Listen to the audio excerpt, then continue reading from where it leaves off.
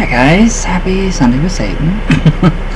Luckily my birthday falls on a Sunday today, so no big deal. Really, honestly, it's no friggin' big deal, but it's on Sunday with Satan. So, alright, I did we did a video together. That'd be like a lot of people in one room, wouldn't it?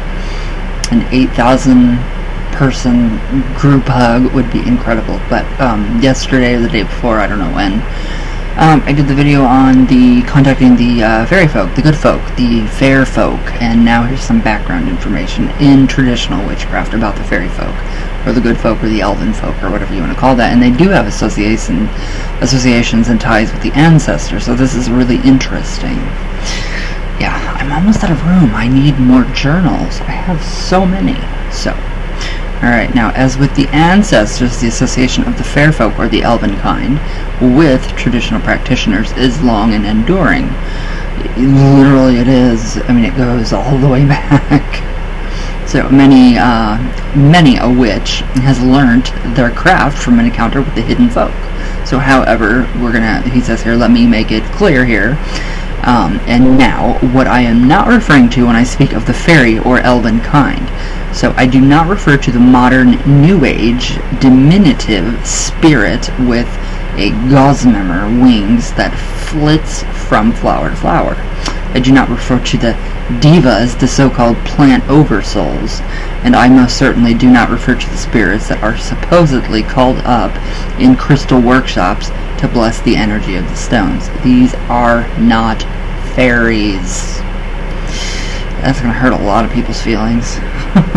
They are a product of a literary tradition beginning around the time Shakespeare and coming to full fruition with the Victorian theosophic movement. So they are a combination of sexist and wish fulfillment, of a misunderstanding of traditional lore and practice, and a desire to control that which we do not understand. Now, having got that out of the way, thank the gods, I love this man, he is amazing.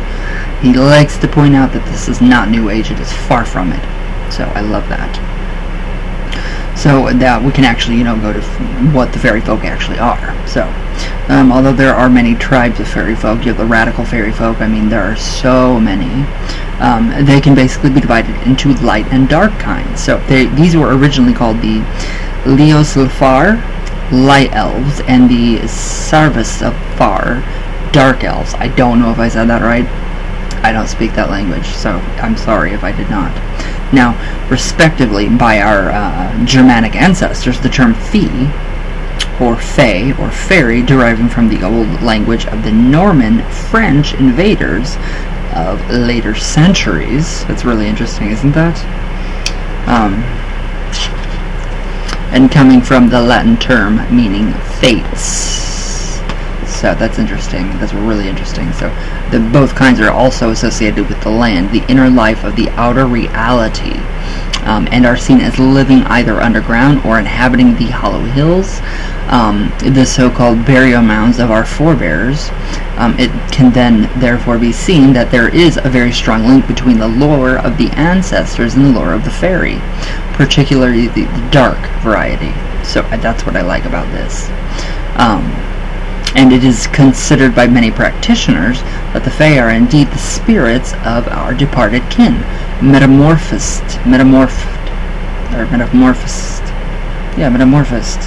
by their merging with the land in their post-mortem state. So literally everything comes from the land.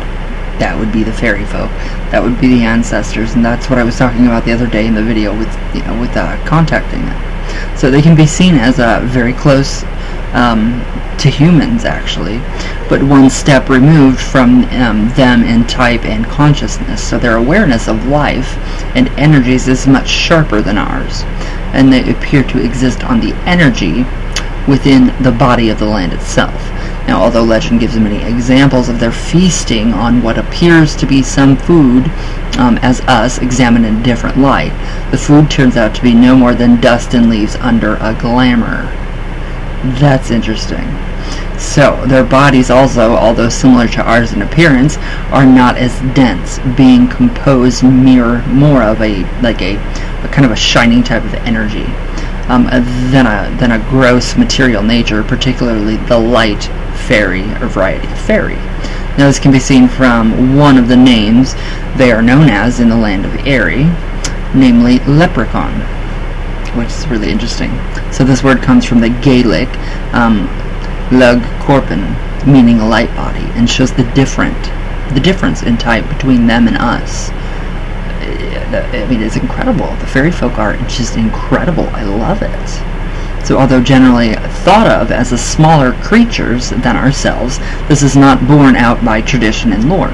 These state that they are at least as tall as humans, and frequently taller, giving rise to some of their other names. The lordly ones, the gentry, you've all heard of that, and the mighty ones. So another strand of traditional lore gives the Fae a different origin. So it is stated that when Lucifer fell from heaven, he took many shining spirits with him. So this goes back to Tubal-Cain and the clan of Tubal-Cain. So these were neither evil nor good, but somewhere in between, and are condemned to wander the earth forever. A different kind from mortal folk. So too good for hell, but not good enough for heaven. That wouldn't be anything. I mean, that would not honestly be that bad, I don't think. So this is ancient lore relating to the stars and stellar energies. It's the emergence of man as a separate species and the rise of consciousness, which predates Christianity by millennia. And people think that Christianity is that old. It's not. So now, after the conversion from paganism, the name of Lucifer, which after all only means light bearer, a very laudable title, was grafted onto an older myth that the whole thing was turned into a story to frighten lowly mortals with. So yeah, it was just to frighten people. Now, the true essence behind the story is of the descent of knowledge and wisdom into matter from the higher realms. And the working use of it. So similar themes can be seen in the Greek myths of Prometheus the Titan, and ties in very well with the myth of the arrival of the Tuatha De Danann, so Ireland's main fairy folk. So from 4 celestial cities, whereas the essential point of working with the ancestors is to gain knowledge. Now working with the fair folk helps to acquire both a change in consciousness and an alteration in awareness. So their world, although overlaying ours, and both being within and behind it, is not quite the same. So it can sometimes appear as if a glamour has been put upon people and their senses, and become confused when experiencing the energies of the Fae. Very true too. Very true. Not having, adjusted to a different awareness. So I really like that. I really, really like that. I love that part. So it's just amazing. I mean, with the fall of Lucifer, we have that connection. We have the connection to the ancestors with knowledge, and the inner world, the outer world, the behind world, all existing simultaneously at one time, right now, right here. So, set above all of the various tribes of the fair folk are the king and queen of Elvenhome, who will have interaction with humans when it suits them. Only when it suits them, not when it's us, when we want to. It's them. We have to, let them do it. So the queen is variously depicted as living in the hollow hills, or in an underground cavern, or in a cave in the mountains. Now, it is from her that many practitioners have been given their magic and herbal lore, their abilities of transformation, and knowledge of the past and future. So she is known as the Dame Venus, and is the Lady of the Hidden Sabbath that some fly into dreams. That's interesting. That's really interesting right now. Now, the king is often depicted as being the same as Gwyn ap Nudd, Lord of the Underworld, in old British and Welsh tales. So he is the where'd I go? Oh, he is the leader of the Wild Hunt, and takes the souls of those who are forsworn or oath breakers. So both these beings led forth the fairy hosts as the turning times of the year, the 4 great festivals of the craft, when they preside over the transition of power in the earth lines and go from one of their domains to another. So many witches to us, they are identified with the Lord and Lady of the traditional craft. So that's pretty interesting. That's really interesting. That gives you a lot to think about the fairy folk. Are our ancestors fairy folk? Do we, when we pass, do we turn into the fairy folk? Since, we are literally, everything comes from the earth. Especially, and the gods came from the earth, and but the fairy folk came from, celestial, falling. Or a celestial, outburst. So it's very, very interesting stuff to actually, kind of think about. And yeah, you're not going to, see them right away. They're not going to appear to you. You have got to be, they don't like cigarette smoke. A lot of them I know that do not like cigarette smoke. So really, I don't have much interaction with the fairy folk, except with readings when I do for people. But that's pretty much about it. So, you gotta be respectful for them, and you've gotta prove yourself to them, so they can come to you. So you just make yourself approachable, and they will come to you. If not, then it's just, not literally in the cards. So, but, alright guys, I hope you guys enjoy.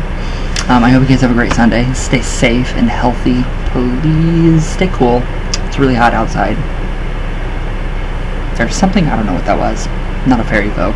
But anyways, I love you guys with all my heart. Thank you guys for your amazing comments. I don't know if that was a spider falling down or what, but anyways, yes, I love you guys. Stay safe, stay healthy, and I will see you all tomorrow. So all my love all the way from Dame Venus, always, all the way back down.